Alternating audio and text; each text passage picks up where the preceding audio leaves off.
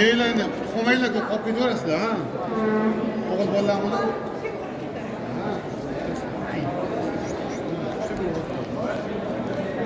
Hani çıkmış joydan oturacağım. Ne oldu? Vakti çıksın hemen bir ödük burası. Mesela çıkamayın kadar. Eyvallah. Kopya çok.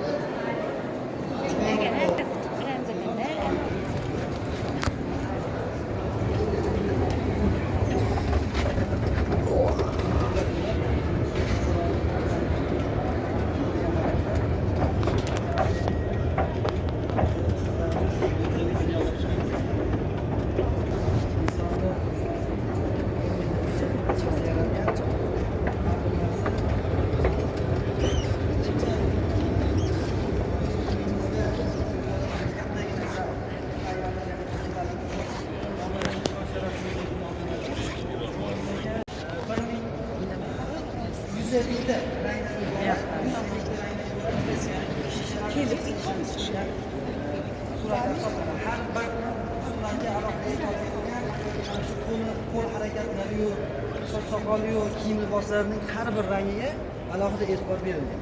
Hop, ovozim yaxshi eshitilyaptimi? Buning har bir detallarga, har bir yozuvlargacha e'tibor berilgan. Bu mana shu suratlarning, mana shu freskalar mozaikadan ishlanishiga kamida 5 yil muddat ketgan.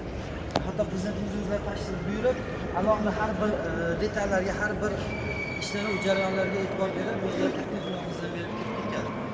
Bu yerga har bir mozaika ishlash uchun Xitoydan 7 mutaxassis olib kelinib, 5 yil davomida shu mozaika ishlashiga vaqt ketgan. Bu mozaikaning har bir balandligi 20 metrdan Xitoydan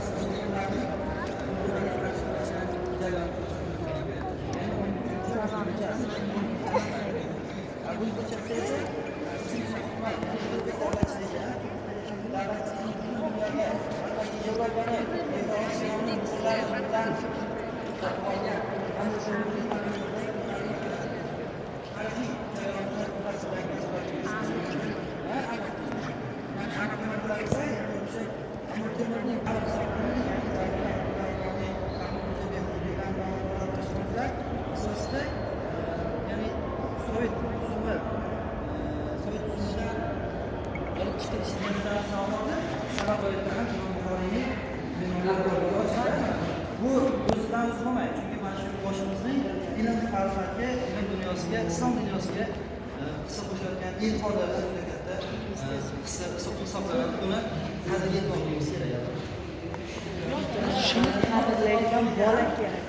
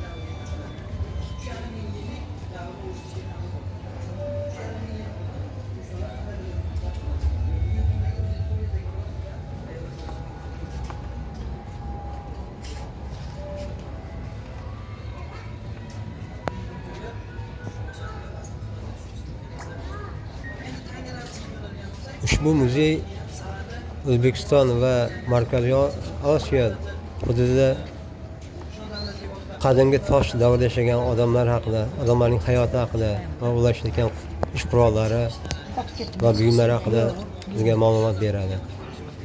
Shuningdek, eng qadimgi davlatlar Baxtriya, Xorazm, Sog'diyona kabi davlatlar haqida ham ma'lumot beradi. Shuningdek, bizda ma'lumki turli xil xonliklar bo'lgan, turli xil podshohliklar bo'lgan bizning hududimizda. O'sha haqida ham bizga ma'lumot beradi. Agar siz tariximiz haqida, O'zbekiston tarixi haqida, Markaziy Osiyo tarixi haqida chuqurroq bilimga ega bo'lmoqchi bo'lsangiz, mana shu muzeyga tashrif buyursangiz, maqsadga muvofiq bo'ladi.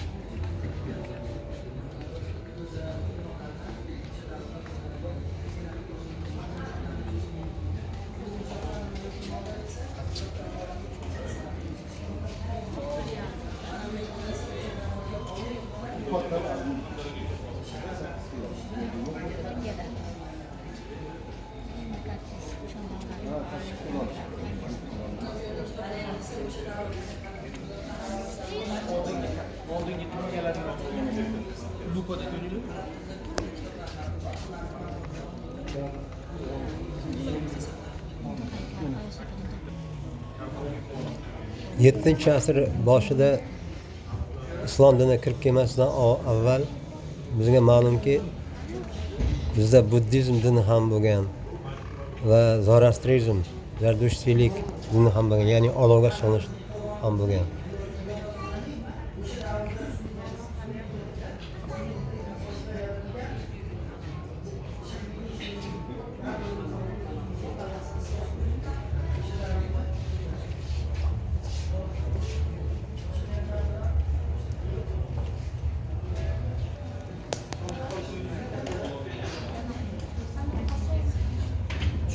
Savol bo'lsa bemalol berishinglar mumkin.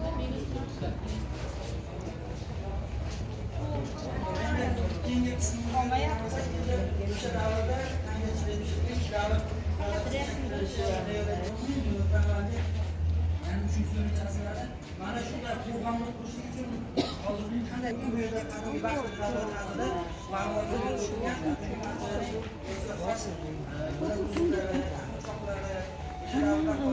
yodgorliklar.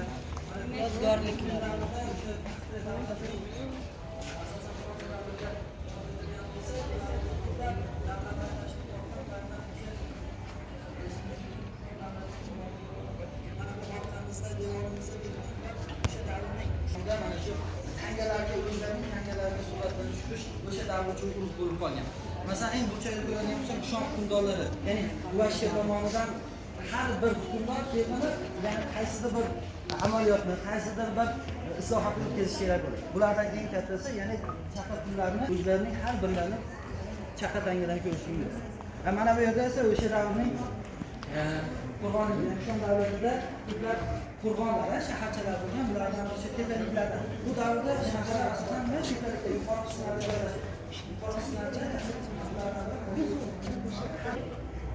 Surxondaryo viloyatida Termiz shahrida qurilganmiz. Ya'ni o'sha davrda xuddi mana shunday handaq qilamiz, ya'ni shu suvlar olib borilgan, ya'ni chuqurliklar amalga oshirilgan, shaharni atrofidan suvlar oqib o'tkazilgan, o'sha davrda ko'rishingiz mumkin.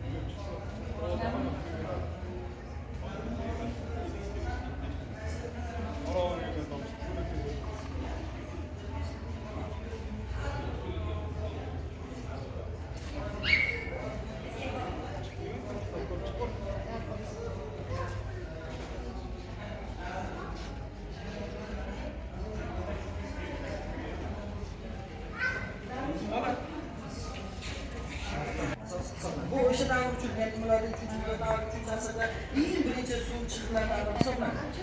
Undan keyin esa zamonaviy rekonstruksiya bo'ladi, modernizatsiya, ya'ni zamonaviylashgandan so'ng mana bu o'ng tomonimizda ko'rsatilgan yangi chiqindilar, ya'ni zamonaviy chiqindilarga o'ta boshlaydi. Buni qimmatlanganimiz sari suv yuqoriga chiqib, dehqonchilikda foydalanish uchun asosiy xizmat bo'lib keladi. Bu esa mana ko'rganimiz yillar davomidan keyin, ya'ni dumaloq suvning o'zi harakatida nima qilinadi? Suvni yuqoriga olib chiqib. Bu inson omili asosida, masalan, bir kishi kun bo'yi mana shunday qimmat turishga kerak. Mana bu esa o'sha davrda asrlarga ko'rilgan To'qali shahri hisoblanadi. Ko'rishingiz mumkin. Buni ham e'tibor bergan bo'lsak, atrofida ko'k rangli asosida suvlarga shaharni qurishda bo'lgan. Ya atrofda suvlar aylangan aholiga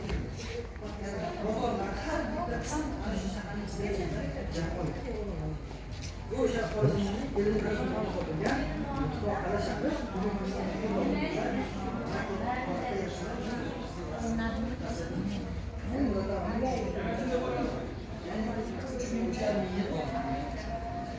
Mana bu yerda o'sha Xorazm shohlar, Xorazm davlatining ilk odamlar qanday shakl bo'lganligini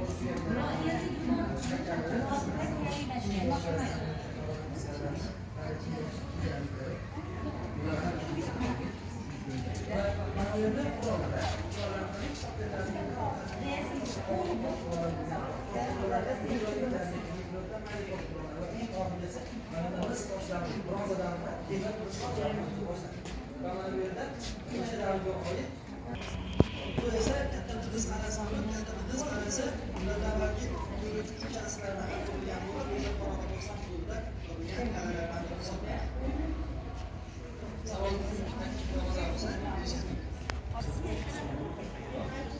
Bu esa masalan mana yozib qo'ygan ma'lumotlarni ko'rishingiz mumkin. Bu esa mana bu Xorazmda asosan bilamiz qaysi din amalga oshirilgan o'sha davrda 4-3.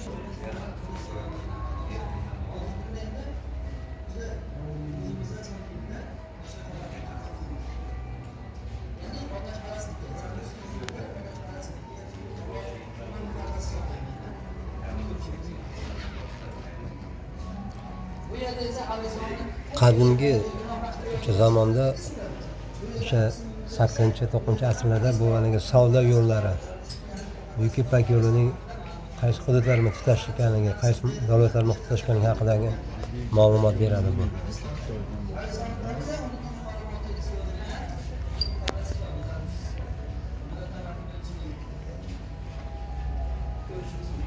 bu esa ya'ni mana bu yerda ko'rishingiz mumkin paxta.